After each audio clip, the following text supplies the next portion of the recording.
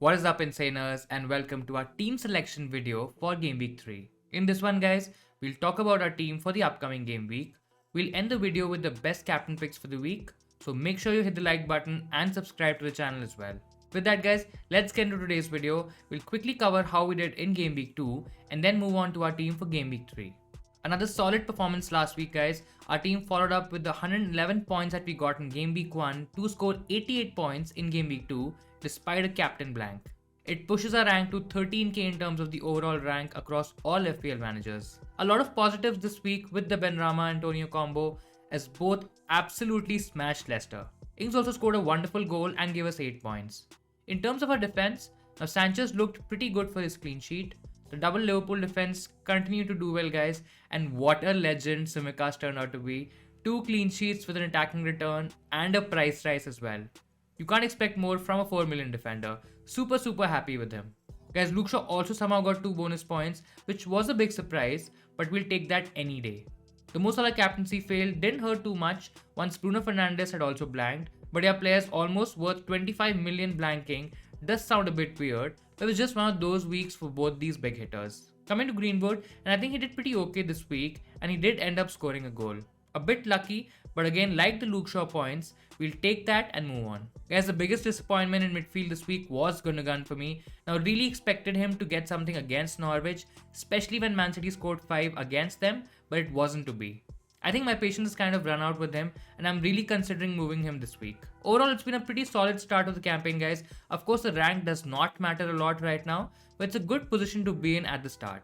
Great, now with that, let's talk about our team for Game Week 3. We'll start with the goalkeepers first. Now we have Sanchez from Brighton and Steele on the bench. Pretty straightforward here. I'm not expecting Brighton to keep a clean sheet in this one, but no point wasting any transfers here. Moving on, in our defense we have Trent, Shaw, and right now it's Livramento in a back 3. Liverpool have a tough game against Chelsea, guys. The slight positive here could be that it's at Anfield, and though I'm expecting Chelsea to score this week, especially with all the buzz around Lukaku, Trent could still get something from this game. I know Chelsea's defense has been massive under Tuchel, but fans at Anfield and the whole home factor might just give Liverpool the required push. I've seen a few people taking out Trent this week, but for me it does not make any sense right now, guys. If we look at this week in isolation, then I agree the fixture is tough, but Liverpool has Leeds, Crystal Palace, Brentford and Watford in the next 5 games, and I really fancy Trent getting clean sheets and even a few attacking returns, so he's an easy hold for me. Look, removing Tsimikas I can still understand, as there's a huge doubt in terms of him starting the next game. Robertson was on the bench last week, and if he's fit enough to start, there's no chance that Klopp will start with Tsimikas on the left. That's a viable plan and a transfer move, guys, and that is exactly what we've done. We got rid of Tsimikas early in the week and got in Livramento from Southampton. Guys, he's quickly become a favourite in the FPL community and especially the Twitter community. He looked pretty solid against Man United, and this week Southampton are facing Newcastle, who have conceded the most number of big chances so far. It's a pretty small sample size, but yeah, with most of the teams looking very similar and a lot of people struggling to put in a good third defender this week, it's a risk worth taking. We'll mostly be going with him this week instead of Ayling. I think there's a huge upside with Livramento, and we'll take that chance. On the bench, guys, we have Ayling, who should start for Leeds, and he can come in if required. Ben White is still out because of COVID, and we're sticking with him for now. I think if he gets fined during the international break, he could be a decent option, as Arsenal's fixtures look a lot better from Game Week 4, and there's a good chance that he can get a few clean sheets. Guys, if you are looking for a defender, you can easily go for a Spurs defender. Now the match against Watford, it offers a decent clean sheet potential. I think Sanchez would be the most nailed one right now, but if you are looking at an attacking upside, I think Serge Reguilon could be a decent option for the next couple of weeks. You can probably look at Leicester as well. Now their backline hasn't been really convincing so far. We know that Vestergaard and Johnny Evans are both out, so if you have Amate, definitely play him this week, but I won't suggest transferring him in. For me, guys, the real value is in Ricardo Pereira, who's had a promising start to the season. There's a good chance that he replaces Perez on the right wing this weekend. The fact that 4 of Man City's goals against Norwich came from Norwich's left back position, that further influences this call, guys. So if you've got the money, I think he could be a great pick. Looking at some other defenders, and now Cresswell could also be a decent option this week. Only 2 clubs have allowed more chances to be created from set plays than Crystal Palace this season, guys, and Cresswell did manage to get an assist last time when these two teams played in 2020-21. Now, personally for me, I think Lucas Digne has dropped down the pecking order, even though he's taken the majority of set pieces at Everton. Guys, Rafa Benitez seemed to have corrected the lopsided nature of their attack from last season, and he's focusing a lot of creativity from their right side as well. So guys, these are some defenders that you can go for if you are in the market for one this week. Now let's come to our midfield. I think majority of the managers will still have the Salah Fernandes duo going in game week 3. Now Lukaku could break the so-called template team. I think some managers are thinking about it, but we are not making that move just yet, guys. I think we might wait out this week and see how he plays against Liverpool. If he absolutely smashes it, then game week 4, guys, we have to get him in somehow. I've seen a few people making the Salah to Son switch as well, and that looks like a reasonable choice for this week. Son is a great pick against Watford, guys, especially with the whole Harry Kane saga now over. I think the Kane-Son combo could be a thing. The only issue with the Son move is that you would mostly upgrade a mid-range midfielder or someone like a Mahrez to get to Son, and that makes getting Lukaku a bit difficult, as you would have invested money in another midfielder or probably taken out some value from your forwards, or maybe someone like a Trent in defense. Guys, I'm sure Kane will start this one and so will Son, but it feels that there's too many variables in play. I would personally want to see how Kane, Son and Dele Alli fit in together and what positions they play before making that move. Having said that, guys, if you want to do it, you can still go for it. Tottenham have a great matchup this week, and both Kane and Son are good captaincy options as well. Our next player is Benrahma, guys. I think he's a no-brainer here. With 24 points over the first 2 game weeks and that cheap price point, he looks like a really good pick for a third game running. I'll be honest, guys, I had my doubts about him early on, but he looks to have settled in the West Ham setup very nicely and is making a mockery of that budget price tag. Greenwood is another one who I think can do well this week. Now, I don't think so Cavani will feature against Wolves, and after Martial's poor performance, guys, I think Greenwood can again play that number 9 role instead of playing out wide. He looks nailed for now, and he could be on for another attacking return this week. Don't get me wrong, guys, I'm sure Wolves won't be pushovers, but yeah, I'm confident of keeping Greenwood for another week. He's also a good transfer in this week if you are looking to downgrade Mahrez or Gundogan and already have the likes of Rafinha and Benrahma in your team. I'm personally looking at Rafinha as the replacement for Gundogan this week, guys. Now, Rafinha got off the mark with a great goal last game week and put in another impressive display. In the first 2 game weeks, he's had 8 shots, 1 big chance, and also created 1 big chance. We all know that Leeds United are quite attacking, and they will approach this game against Burnley the same way. In fact, guys, Burnley's defensive stats are so poor, they've been the worst team defensively in the first 2 games, conceding 41 shots, 6 big chances, and also an XGC of 5, which is the worst in the league. I think the Rafinha owners can be super confident going into this game. I'm just waiting for any final developments in terms of players leaving for the internationals and probably not featuring in game week 4 or 5. Mostly it looks fine, and if I get a green light on this one before the deadline, Rafinha would mostly come in this week. Now, if you have players like Jota, Mahrez, or even a Chelsea midfielder, there's good value elsewhere, and you can replace them with a few differentials if you already have the likes of Benrahma, Greenwood, and Rafinha in your team. Guys, there is Doucouré and Demarai Gray who have looked good for Everton. Now, both are around the 5.5 million price bracket and also allow you to save some money for a premium player like a Harry Kane or a Romelu Lukaku. We know that Doucouré is playing a lot further forward, and Gray had a great game against Leeds. So both are worth considering, especially if you're looking at differential picks who are around the mid 5 million price range. You can also go for Dele Alli. I was reading that he's never blanked at home in 4 meetings against Watford in the Premier League. He's returned 27 points from 4 goals, 1 assist, 2 bonus points, and 2 clean sheets. Now, he took the penalty against Wolves as well, but he might not be on pens if Harry Kane is on the pitch. Nevertheless, guys, he's a good option, and I'm really excited to see the Son, Kane, and Dele Alli partnership. Another very interesting option could be Adama Traore, guys. Now, despite playing against Man United, his stats are off the charts, and there's surely a huge haul coming for him soon. This will be a tough game for United, and if Wolves are going to pick up their first points of the season, I'm sure the Spaniard should get something from this game. Fixtures from Game Week 4 look good anyways, and he could be a solid differential in your team. Great, so we'll finish with our strikers now, guys. The first name has to be FPL's top scoring asset over the first 2 game weeks, Mikel Antonio. What a guy, guys. He's a clear favourite for the number 1 spot at the moment. Now, West Ham look like a really solid team. They're well drilled, have had a good preseason, and Antonio's surely a must-have right now. I'm telling you guys, it's still not late. If you don't have him in your team yet, make him your priority transfer and get him in.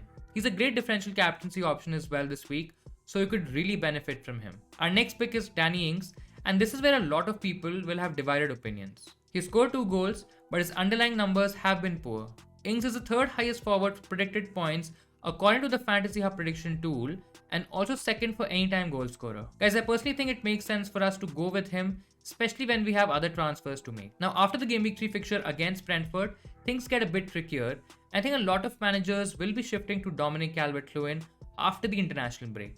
Our plan is also the same, but I have seen a lot of managers doing it a week earlier to avoid any price changes with both forwards. Guys, while the reason might be okay, I still think Ings has the better fixture. DCL against Brighton is not going to be that straightforward. Now, if you're really tight on cash, then it's worth doing, but I would really hold on to Ings for another week, play him against Brentford, and make the move to DCL in Game Week 4. Now, if I have to make an argument for DCL, he's obviously a really good option, and I generally see him scoring in the next 3 to 4 games. I really think that he's been a bit unlucky, guys, not to get more goals from the 2 games that he's played so far. He seems to be even more of a focal point of attack under Rafa Benitez. In fact, Benitez even said that he's looking to get him to score as many goals as possible. We also saw that in the last game week, guys. He's now the number 1 penalty taker for Everton, which is huge for him as an FPL asset. I really like him, but he's a Game Week 4 move for us, and we move ahead with Ings for now. I know there's a lot of talk around which premium forward to go for with the likes of Lukaku and Kane competing with each other. Now, both are really good picks, but for our team, guys, I think I'm not looking to bring in any of them for this week. I really feel there's a lot of value in the mid-range strikers like Antonio, Ings, and DCL, at least for this week. Also, if I want to get the likes of Lukaku and Kane in my team, I would have to transfer some funds from midfield, and to be honest, guys, I don't want to go without the likes of Bruno and Salah just yet. Yes, Lukaku showed his potential to be a game changer with a dominant display against Arsenal, and I don't think so the fixture should really put you off him. Now, moving early could be a great differential, and the Aston Villa fixture in Game Week 4, that looks prime for captaincy, guys. So make sure that you weigh all the pros and cons and see your overall team balance, and if you feel that Lukaku, along with the changes that you make, can give you more FPL points, then definitely go for it. I think the likes of Tony could be sold to make an upgrade to Antonio if you don't have him in your team just yet. If you are playing 3 up front, then I think it's okay to keep Tony for 1 more week and then sell him to make way for the likes of Lukaku or Kane. Now, guys, another thing that I wanted to touch upon is that not a lot of people are talking about Bamford and Jimenez, and both of them have dropped in price, and they could be decent alternatives to Ings or even DCL if you want to do things a bit differently. Jimenez has a tricky game against Man United, so you might just want to ease off for this week, but the switch from Ings to Jimenez looks like a really good differential option from Game Week 4. Now, Bamford is another one, guys, and he has a really good game against Burnley this week, but then next week it's Liverpool, and that one might be a bit tough for the Leeds forward. The priority would be DCL for sure, but if you're okay taking a bit of a risk, then Bamford and Jimenez are the ones to target. So this was our team for Game Week 3, guys. I would say I'm pretty certain in terms of the players for now. A couple of changes with Tsimikas going out and Livramento coming in, and maybe even Rafinha coming in for Gundogan, but that will be very close to the deadline. Let me know in the comments below what you think about this team, guys. What are your transfers for Game Week 3? Do let me know. Now let's look at a few captaincy options for Game Week 3. I think this is a week where there's no clear favorite. Now, having said that, guys, I feel Bruno Fernandes will still be the most popular captaincy option, especially among the casual players. Fernandes will have the highest effective ownership this week, guys. Now, he blanked in the previous game, but his stats are clearly the best on the team for both goal threat and creativity. He's got so many avenues to points, guys, and positionally, he can exploit the weaknesses at the center of Wolves' defense, which is a clear problem for them. Then you have the likes of Son from Tottenham, who will be facing Watford this week. Now, Spurs have a must-win Europa Conference League game on Thursday night, which could add some fatigue prior to this fixture, but I think Son still looks pretty okay. It will be an interesting matchup as Tottenham are not creating many chances and they're generally relying on counter-attack, which mostly won't work against Watford. With the Kane situation now resolved, I think the creativity should come back and Son should benefit from that as well. If you purely want to rely on the fixture, guys, I think Son is still a very good option to go for. Now, I'm personally looking to go a bit differential this week. It's a bit difficult to ignore Antonio, who has had maximum bonus points so far. Guys, he's recorded the most shots in the league, second most shots in the box, and the most big chances. He's shown the most goal threat and is currently the top scorer in the league. On top of that, guys, he's also created the joint second most big chances and has recorded the second most assists. I think all of this makes him a really good captaincy option against Palace, who I think will struggle defensively. Now, in case you're looking to take a few risks, then you have the likes of Harry Kane, who, like Son, should have a really good game against Watford. If you have him in your team, guys, then he's definitely worth a punt this week. Danny Ings could be another option. Now we know that he's a clinical finisher. The worry here is that he's only managed 3 shots in the box so far, and Villa are not creating sufficient chances for him to sustain this goal scoring run. There's also a clear captaincy option from the Leicester-Norwich game, and it's of course Jamie Vardy. If you do own him, guys, definitely a decent differential given that he's Leicester's talisman and their penalty taker. Now Vardy has recorded the most shots for Leicester and shots in the box as well. Guys, if you've gone to the trouble of owning him, then you almost have to captain him against Norwich. So that'll be all from my side, guys. I really hope you'll find this video helpful in setting up your final team for Game Week 3. If you want some more help, you can check out our other video that we did earlier on the main talking points for Game Week 3 along with the transfer strategies. I would leave a link to that in the description below. Make sure you hit the like button, guys, if you liked our team selection video. That'll help us reach more people on YouTube and help many more FPL managers like you. Please consider subscribing to the channel as well. We'll be back now for the deadline stream, guys. That'll be an hour and a half before the deadline, so do join us if you have any last minute questions or transfer queries. All the best to all FPL managers. Enjoy your week, and I'll see you in Saners next time.